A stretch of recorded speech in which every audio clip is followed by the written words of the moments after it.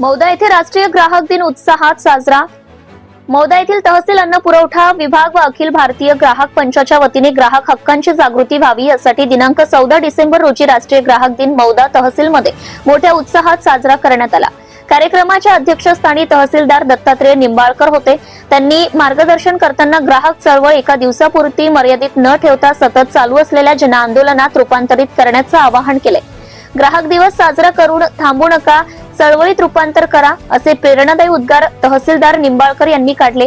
त्यांनी ग्राहकांचे मूलभूत हक्क आणि कर्तव्य स्पष्ट करताना सुरक्षा, माहिती, निवड, ऐकले जाणे, नुकसान भरपाई आणि शिक्षण असे 6 मूलभूत हक्क असल्याचं सांगितलंय।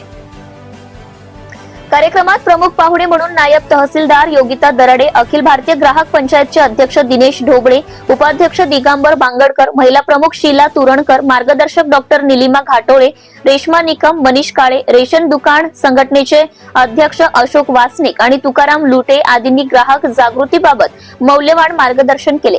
यावेळी अखिल भारतीय ग्राहक पंचायतीचे पदाधिकारी, कार्यकर्ते, तहसीलमधील अन्न पुरवठा विभागाचे अधिकारी, कर्मचारी तसेच तालुक्यातील स्वस्त धान्य दुकानदार मोठ्या संख्येने उपस्थित होते। कार्यक्रमाचे सूत्रसंचालन अन्न पुरवठा निरीक्षक शालिनी बारसकर यांनी केले, तर आभार अमोल देशपांडे यांनी मानले।